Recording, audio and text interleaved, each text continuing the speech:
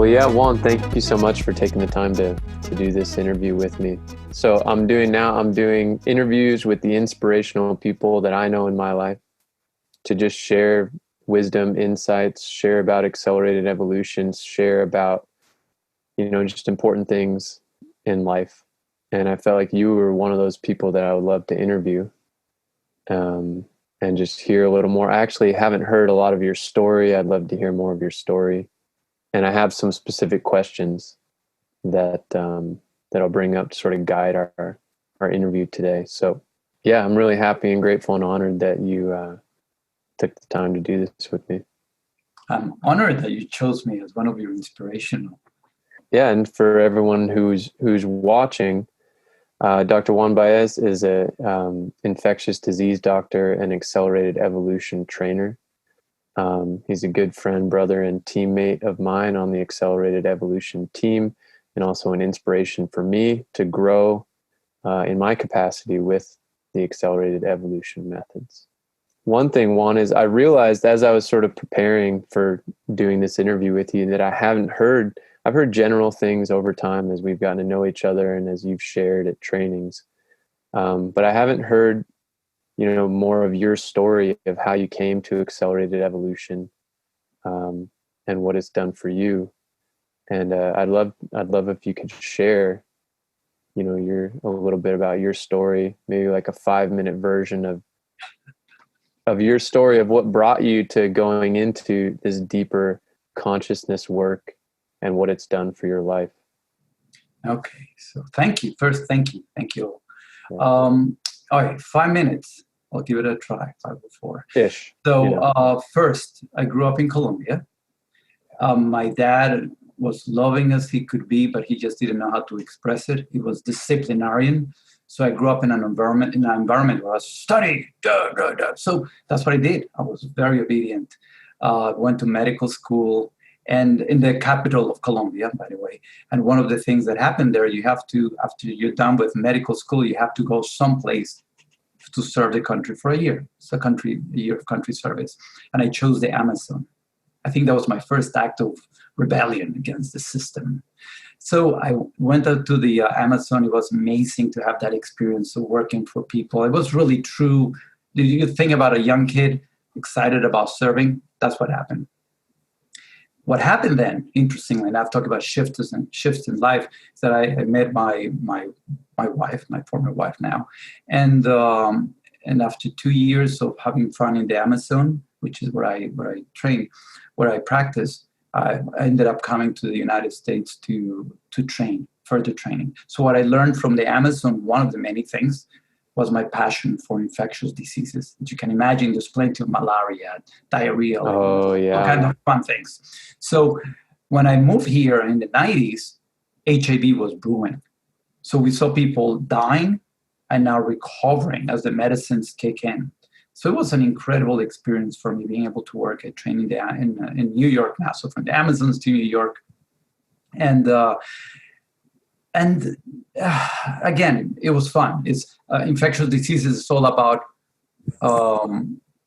about detective work. We figure out what's wrong. We do more. And so something that I started to learn about myself was the fact that I love to look for details. What's missing? What's wrong? What else is happening? And as I was helping all these people, and then eventually went into my private practice here in New Jersey, joined a successful group. As I was seeing people, patients one after another, I always recognized that there was more. Some of them kept coming for the same reasons, and I could always sense their mood. I was always touched, even though I was training to what's wrong, let me do something, fix it, allopathic, right? What's wrong, do something. And so I could always feel there was more. There was more to do. And that's what I will ask. I always ask, what else is happening? And that led to that other emotional component, of disease. And actually, believe it or not, I knew I didn't want to be a psychiatrist or psychologist. That's another way of approaching disease, mental illness. Amazing, but it just took too long, and it was tedious in a way. And I came across Tony Robbins. And if you've seen Tony Robbins, the guy is like, how could we lead to change in that? Bam! I was sold by that. And I really started training with the guy and his methods. And he was pretty good, but I recognized that I wasn't ready for all those great things. I learned them. I apply a whole bunch of things in my practice, but I wasn't ready. And so my relationship was also challenged, both personal level and with my partners, due to many other reasons. But essentially, one of those extra trainings after Tony Robbins, that's when I met Satyen Raya. And I always remember one of the things that impacted me the most was the presence that this guy had when he walked into the room.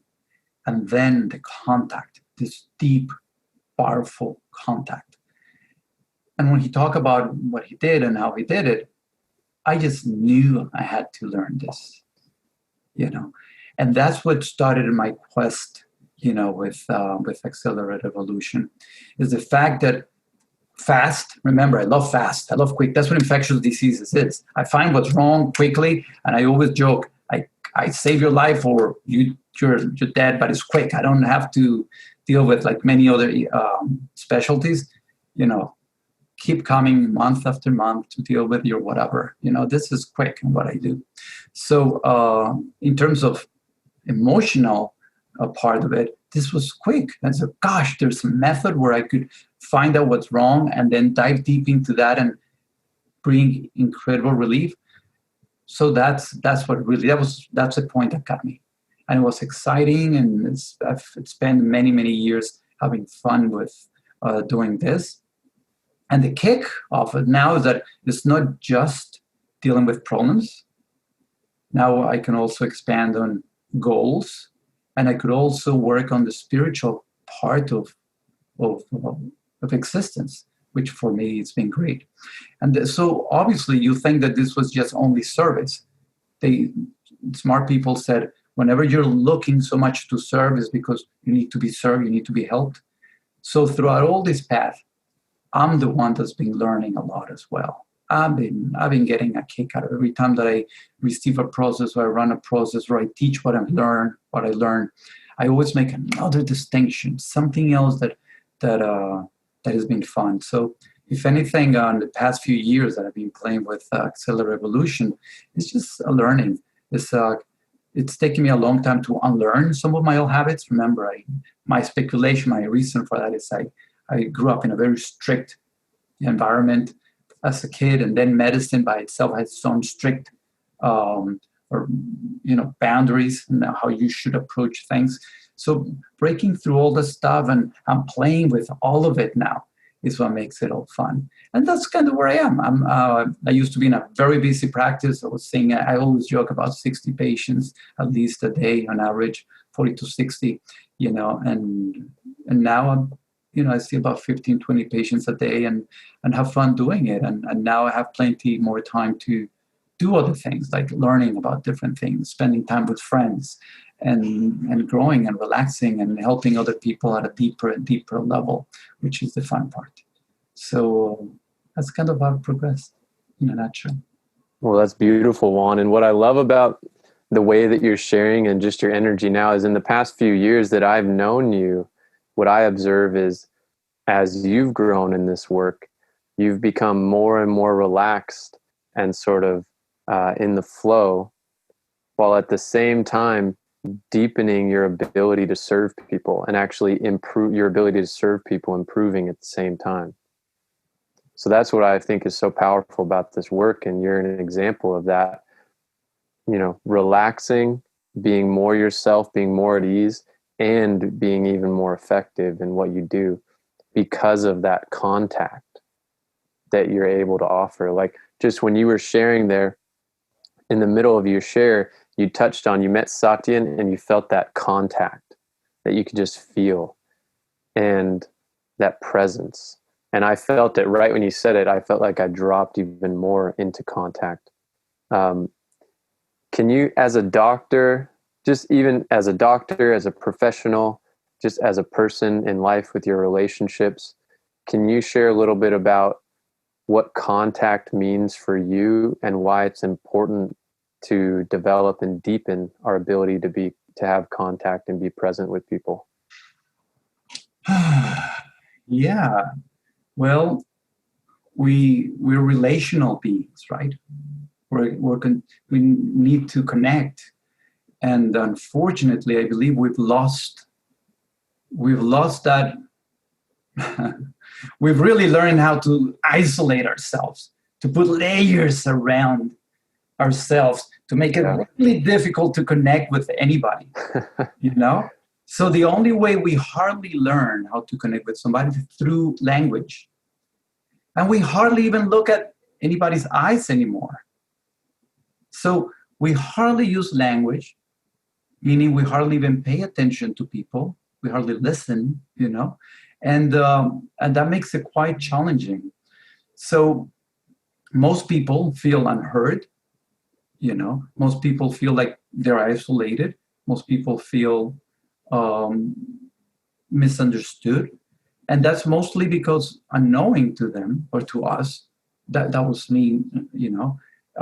We close ourselves with all these layers. So the power of contact is just precisely recognizing that the connection with somebody else is not just words. It's not even only the eyes. The eyes are important, right? The difference between watching, looking at somebody versus just gazing, relaxing, and opening, right? That's an example. But also opening up even further, open up all your defenses, relaxing your body, So when you can do that, then you can invite the other person that's so close, and inevitably you kind of literally break through all those barriers or those walls, because we're all energetic beings, right? In essence. So when we can, by relaxing ourselves, moving out of that notion that it's only words and it should be in this way and that way, and just be open, loving beings, accepting others. And we have this saying, as in our work, as accepting others as conscious beings with choice, right? So whatever they are, whatever they're doing, whatever is that's happening in your life, it doesn't matter. You're just another being, just like I am, And as such, we can connect even without saying a word. So the power that that has is just so amazing, because it just breaks through all these all these walls, all these barriers, and inevitably people feel. You can tell when somebody has that presence walks into the room. You can tell when somebody speaks because you get attracted by that, even though you may not be hearing what the person is saying. You just feel the connection, right? So I think that's the beauty of it. When, as a human being, we can just relax, all those things that you just mentioned, relax, breathe deep, which most of us don't even do, quiet our mind, just be present, look at somebody else's. Even if you don't look at them with your eyes, you can just feel into your heart and then feel into that person's heart, right?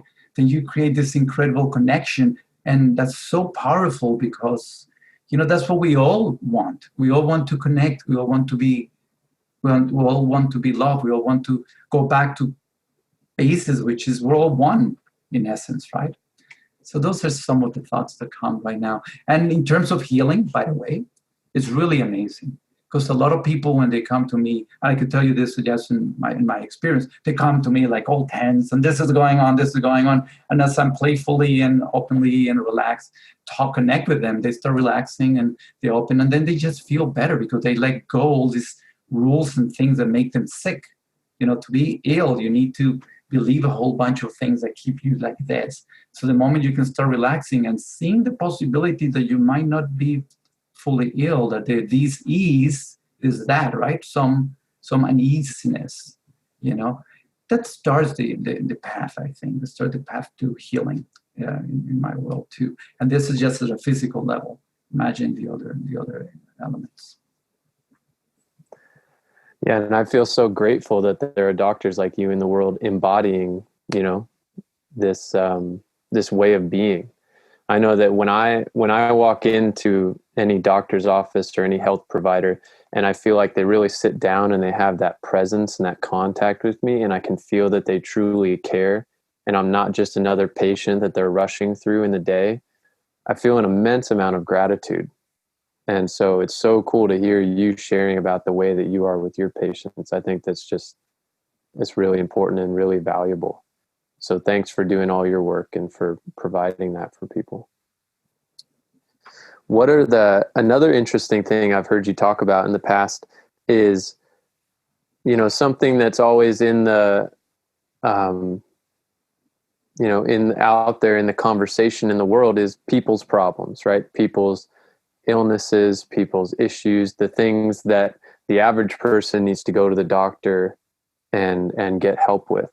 But what I don't hear a lot of conversation about is the problems that doctors are having, the illnesses that doctors deal with, the dis-ease that so many doctors deal with.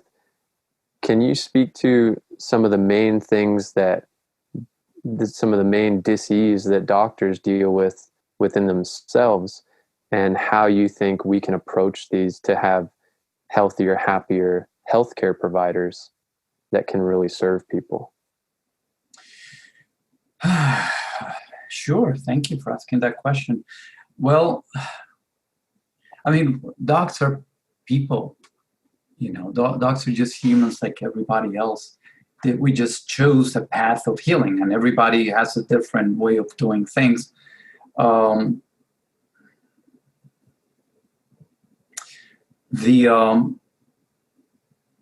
believe that one of the challenges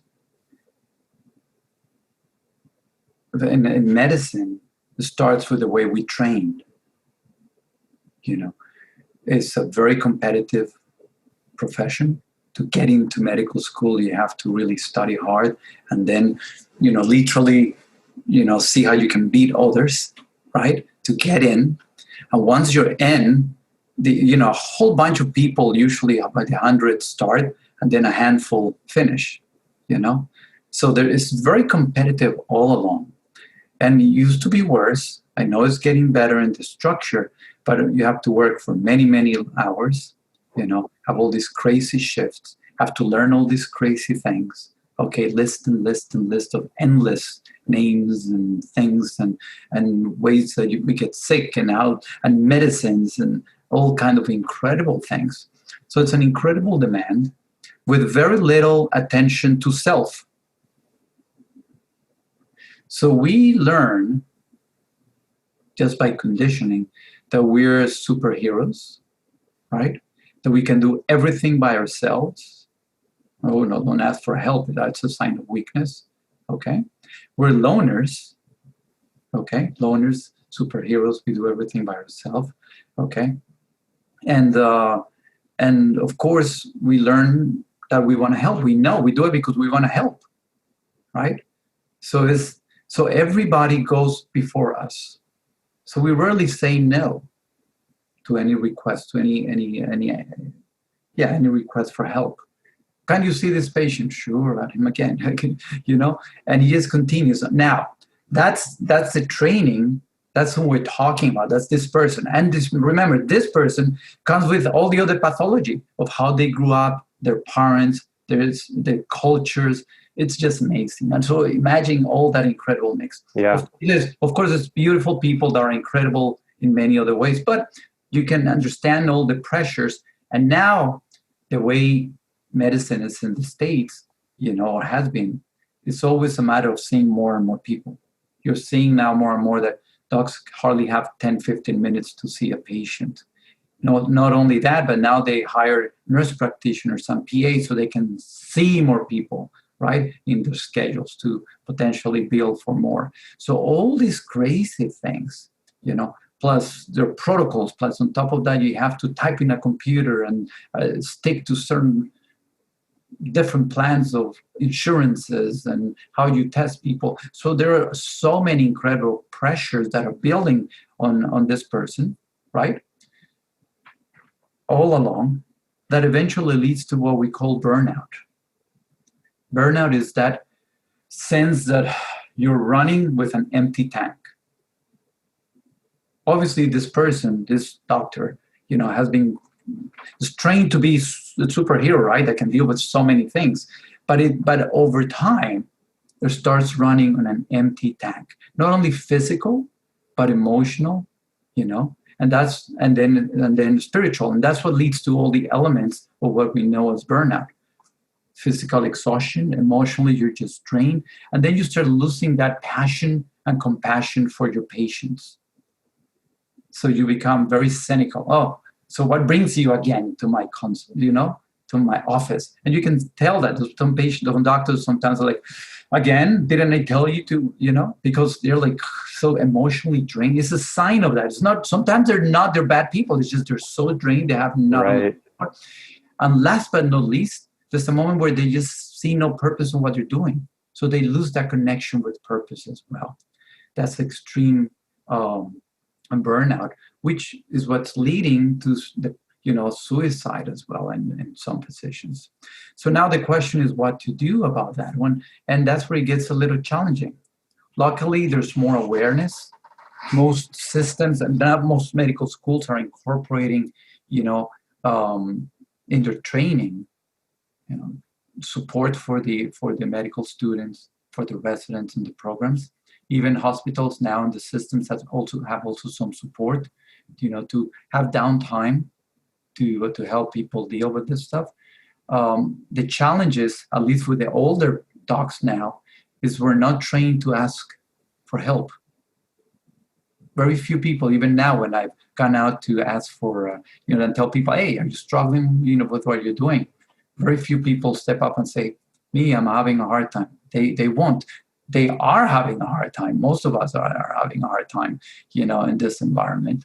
Okay, but we will never step up to admit, very few people admit, that they have a challenge and they need help, even when they felt very depressed or even suicidal. So that's kind of my perspective on what's happened. What's led to burnout.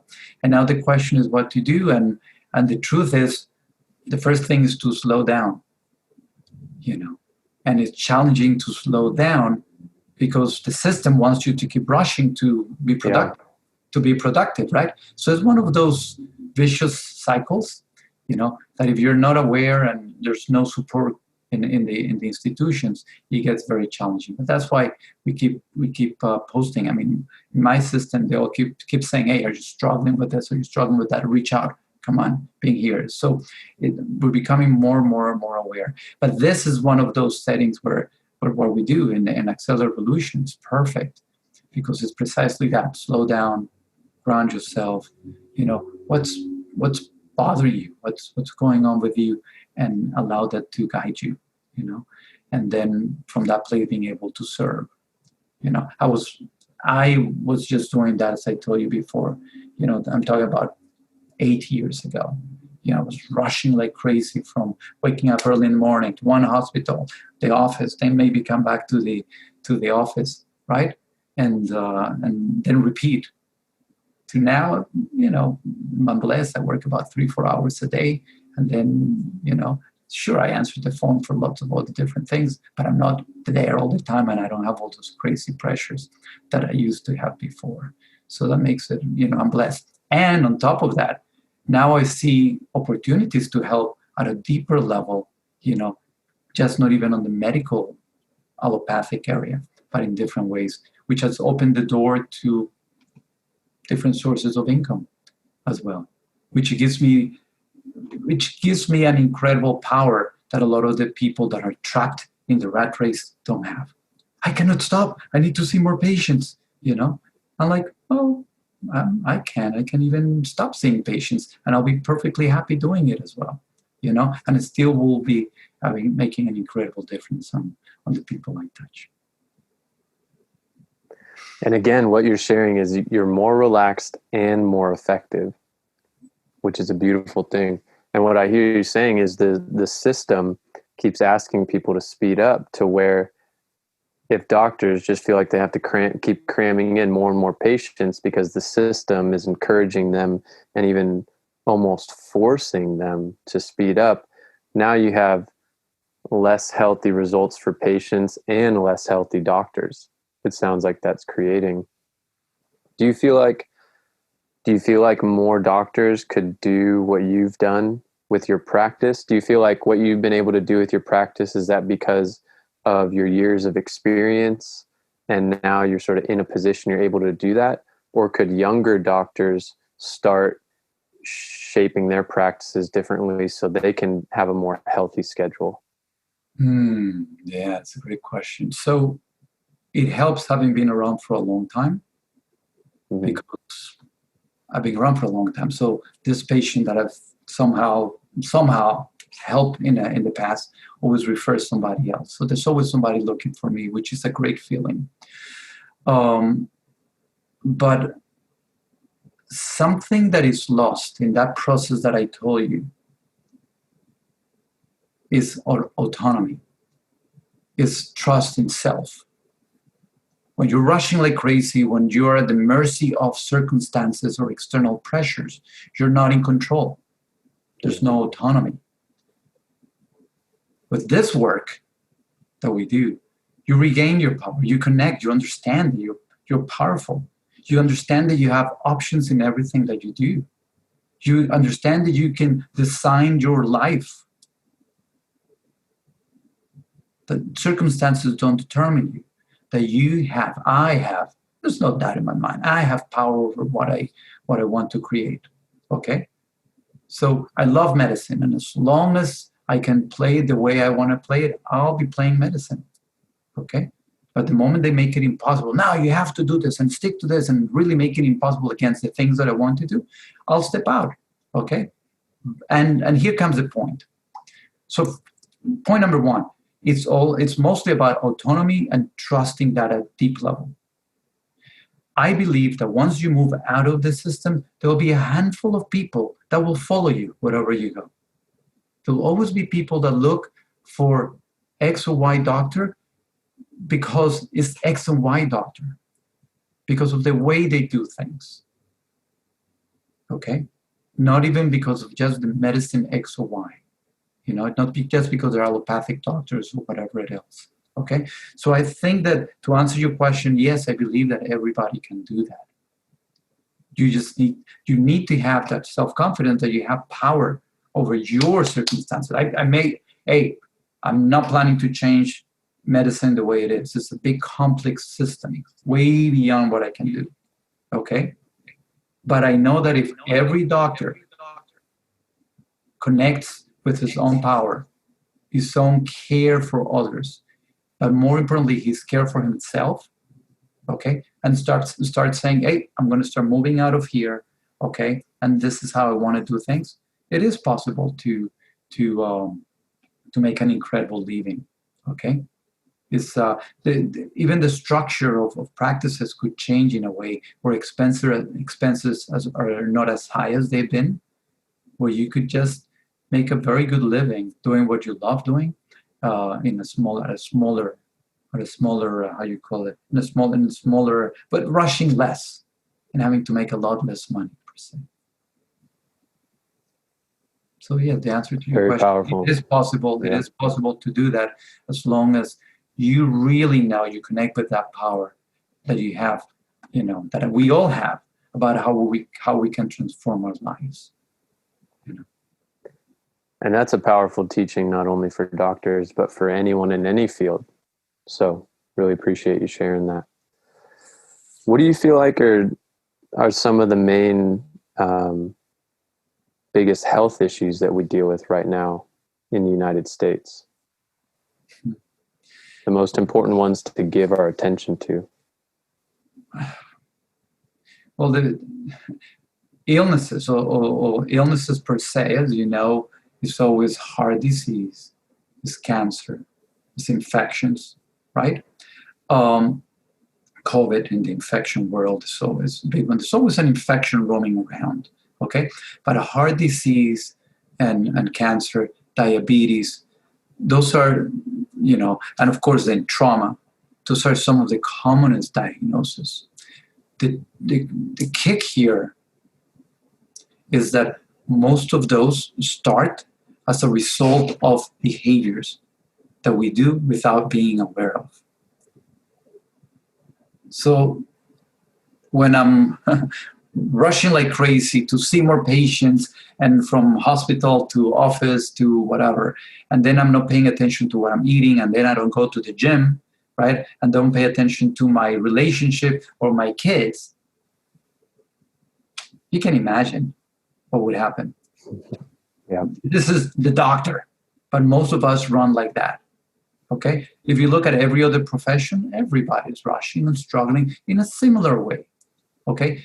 The common denominator is not being aware of what's happening. We're at the mercy of the circumstances. There's, unfortunately, we buy into the having more, right? Bigger house, bigger TV, better car, showing off this, showing off that. So because of that, there's a pressure to make money, right? And to make money means we have to put, most of us, not everybody, but most of us have to work harder, put our time, our presence there to make more money, right? And as such, we end up trapped in that loop where we are not taking care of ourselves. And then that leads to all those other illnesses. Even COVID. The people that do worse with COVID are the obese, diabetics, hypertensive, people with lung disease, and of course the older guys. Older is just a fact of life. We're not going to dwell with that. But thank God they're older. They've reached that level, right? But all the other illnesses, in theory, they're all, we could modify them, right? Mostly by, again, going back to the first point. Am I aware of myself? Am I aware of the effect that I have, the control that I have about my future and what I do, about my options? Okay. This is a little teaching point. There's something that I kept in my awareness. I live by it and I teach it to my patients. Okay. Is the fact that we continuously have control over 3 questions. At every moment of our life, 3 questions that nobody can take away from us unless we give away that control. 1 is, what am I focusing on? 2, what does it mean to me? And 3, what am I going to do about it?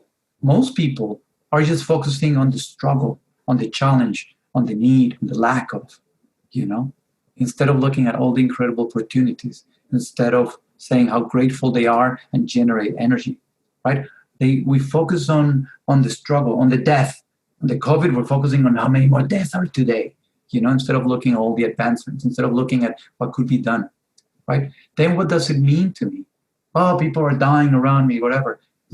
Let's celebrate that we are doing something right and we're staying healthy, we're taking precautions, we're taking care of ourselves, It means that we're healthy, we're strong, we're doing something good. Maybe we could teach others what to do, So what am I focusing on? What does it mean to me? And the third one is, what am I going to do about it?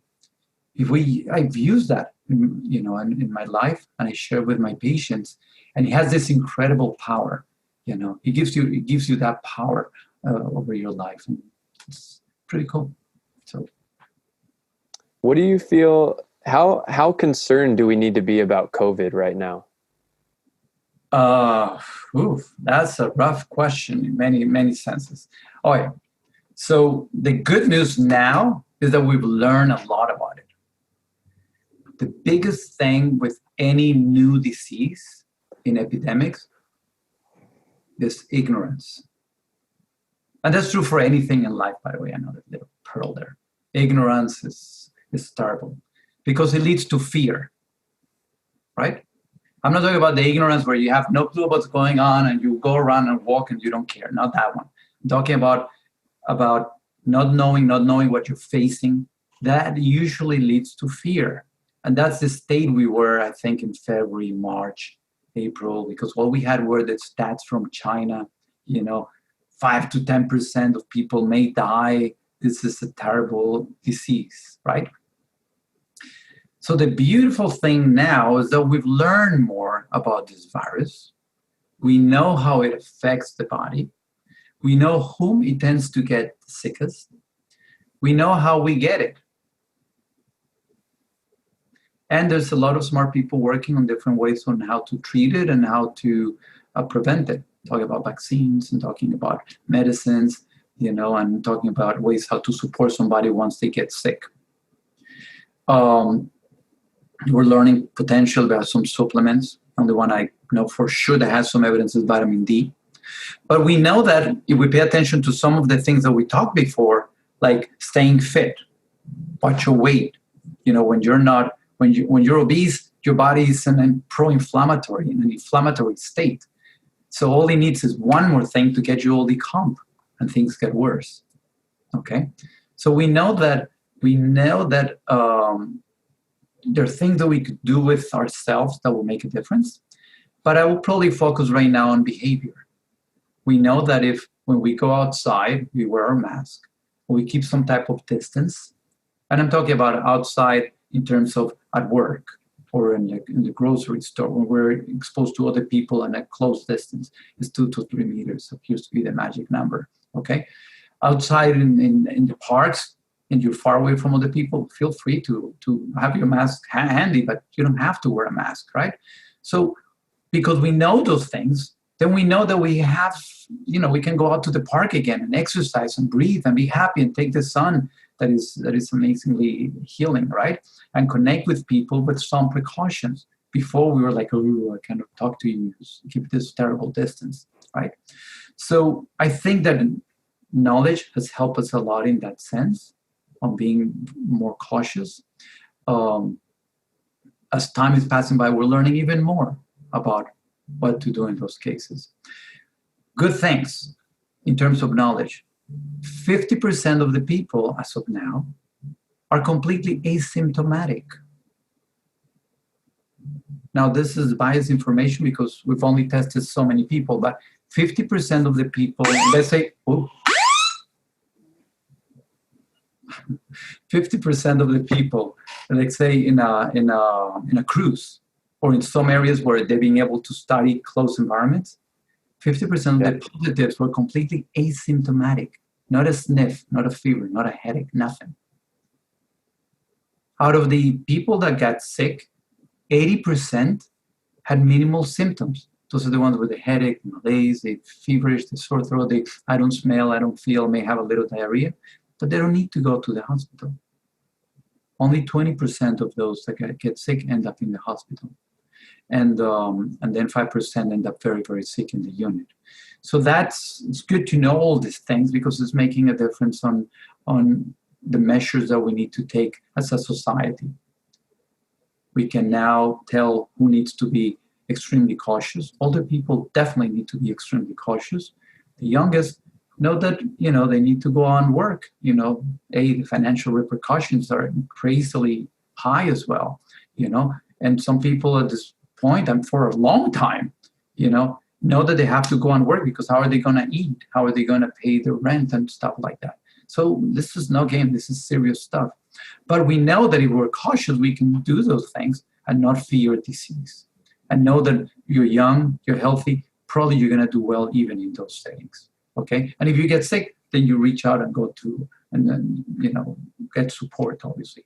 It's impossible to predict. We know that young kids sometimes could get these terrible inflammatory disorders. It's being described, but it's not most of the kids. And but it gives us a little peace of mind in the sense of let's do what I need to do. I need to go out and work, be productive, be cautious, and move on with life.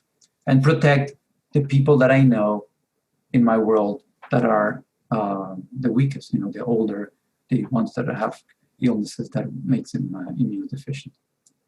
Okay, thank you for sharing that. There's so many different perspectives that I hear on COVID, especially you hear so much political argument around COVID. You hear the right wing of anywhere the extreme side is, it's a hoax, it's all lies. And then a lot of people feeling like, oh, well, it's not as serious as they say it is. And then a lot of people feeling like it's more serious than they say it is. It's really serious. We need to wear a mask everywhere, masks outside. So you've got all these people that think you need to wear the mask everywhere. We need to social distance. We need to shut everything down. And then a lot of people say, we don't need to do any of that. People will be fine. It's not a real disease. And it's good to hear you just talk about it in a level and clear way. Like, this is what we know about it. this is what's going on. Let's take precautions and let's be wise about our decision making when we do the things we need to do. So that's sort of what I hear you. And I can tell you one sharing. thing. This is something that having seen hundreds of people sick with this disease, it's not a joke. It's not made up. This did kill lots of people. It was not fun to deal with it. It was not fun to see young people come in short of breath, gasping for air, and you give him oxygen, it's not working. You're trying all these things that you heard we could use and they really didn't, and somehow just fading in front of your eyes, because of an exposure to this virus. Okay. Many others, we know now that those were those thousands of people that we see, I think almost 200,000 deaths in the States, right? 200,000 deaths, but remember, those are the least, that's the 0.1% of all that have been sick. You have to multiply that by if that's the 0.1% of a number, you're talking about a huge amount of numbers that were exposed, okay? But before we didn't know that, before we were saying 2, 3 to up to 10% of the people could die. And remember, nobody was immune to this stuff. That was catastrophic. So I understand why at the beginning, being extremely cautious was the norm. But we've learned some stuff, okay? But I don't think anybody should be just, there's nothing, don't worry about it, because that's the extreme. Now, people are entitled to their opinion. That's something that I'll learn in life, okay? That's okay.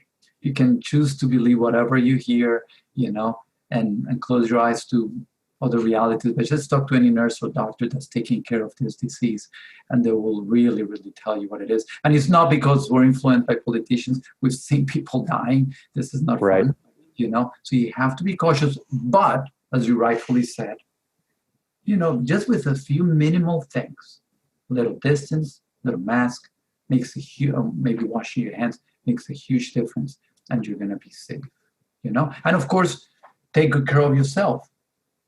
Take good care of yourself. People with, strong bodies, athletic and all the stuff, do much, much better. In general, in life, everything is about odds. There's no absolutes, for sure in medicine. But odds are, if you're in great shape, okay, you're strong, you're an athlete, you have a good cardiovascular reserve. When you're in the worst setting, when your body for some reason decides to react in a crazy way against the virus, you have such a great reserve that allows you to come out of it better. The chance of coming out of it are way better, okay, than if you're in terrible health and don't do anything about it. So it's interesting, but I will always what you remind me is this is true. There's so many points of view about anything, and just be mindful. I always love this thing about chew before you swallow, right? You remember that concept? This is from the 5 Agreements. I forgot I'm blocking on his name right now. This Mexican. Yeah, Don Miguel Ruiz. Don Miguel Ruiz. Yeah. His 5th agreement, he has added book, was chew before you swallow. Just don't believe anything, Just try to make sense of it. Research it. Whenever you look at, remember, there's one channel, there's a handful of channels that will always tell you the best about this candidate, but there's another channel that will tell you the worst about that candidate. So just be mindful what you're watching, where you're getting your information from, and just be wise and make your own mind about everything in life. This is true about everything. There's no one way to heal. There's no one way to eat. There's no one way to exercise. There's not one anything. You have to be willing to learn and then make your own mind and test them and see if it makes sense, and take it from there. So in a way, we can take this time that we're in. There's so much going on, right? COVID, one of the big things.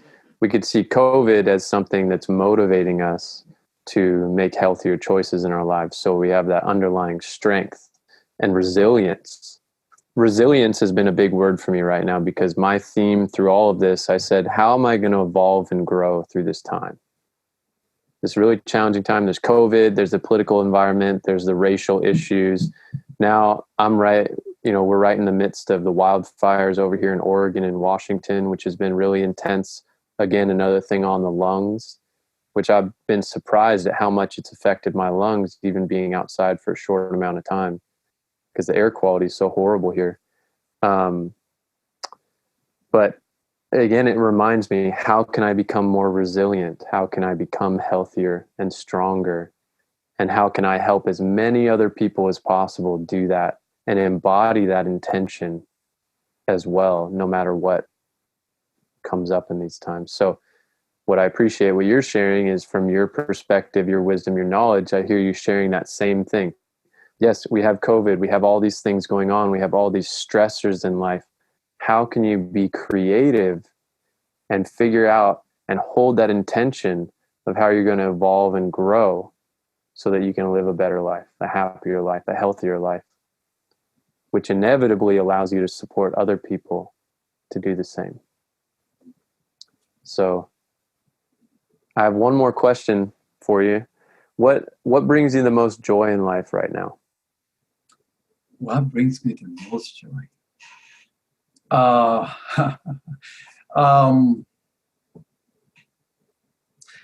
I'll tell you what. This is just a very personal one now. I live my life, and I'll give you a little story why. I told you I live my life under very strict, rules, right? Do this, behave this, study, become a doctor, serve everybody, help, be tough, all this stuff, right? So I developed this very strong skin. I felt like actually I was going to say a crocodile, but I really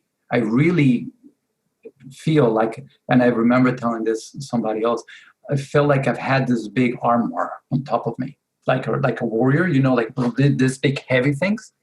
So, and I believe, and I see, unfortunately, a lot of people live like that, this big things on top that protect them, right? We're talking about connection and communication. We all have all these layers of crap.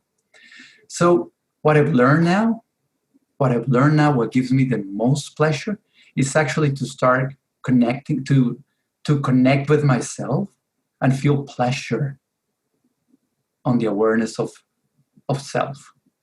It's been the craziest, mind-blowing thing for me nowadays. As silly as it sounds, man, it's not. I mean, I love helping people and all this, but that's second nature for me. Like I say, people like that's fun, But really, what I found incredibly interesting is finding pleasure on the simplest things of life. Like a good meal, simple, nice meal. Okay, like even my body sometimes when I can relax. Through some of the practices that we do, like after our processes, and you end up in this state of openness, right? And connection with self. And then there's this freedom. I enjoy freedom. I enjoy the freedom that comes when you relax all this noise and all limitations and things that we have. And then you can move with such an ease, and then just laugh or suddenly feel the pleasure of something. Just to spice it up a little bit, one of the things I've been adding to my repertoire here now is it has to do with the sexual realm, right? We are exposed to incredible people with the blueprint, so through that and all the places, I recognize how before I seek for pleasure on a partner, on an experience, on my family, on my kids, on this achievement. And now through the practices, I recognize how I'm a body of pleasure, right? With simple things.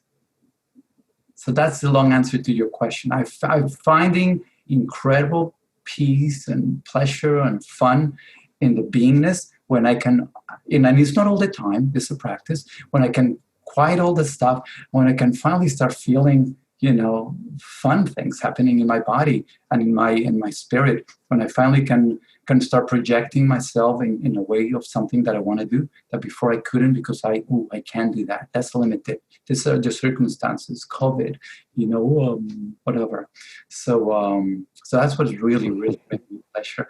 It's going back to basics. It's taking me a long time because we study hard, right? We study, we learn, we want to get the other course, the next thing that I'm going to do, and sometimes it's as simple as breathing, breathe, quiet your mind, and start to connect with yourself.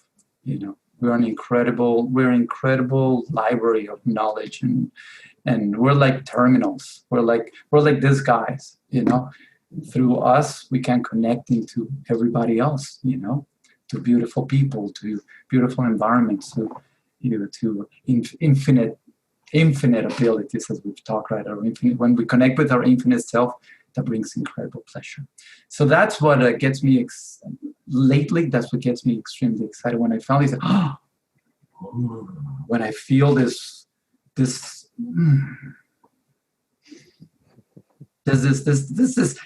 people call it energy, right? We call it energy. The energy that goes through my body, and then I go, whoa, that feels really good, and it brings me joy. It's just the joy of being, and joy just simply being, and knowing some of the things that we discussed before. I can just be happy with what I have. I know that I can move out and seek whatever I want to seek, and then help others do the same. And my passion is, my biggest thing is to be the example. So my symbol, and now I have it. People are giving them to me, giving me all these little lighthouses. The idea for me is for all of us to be like a lighthouse, right?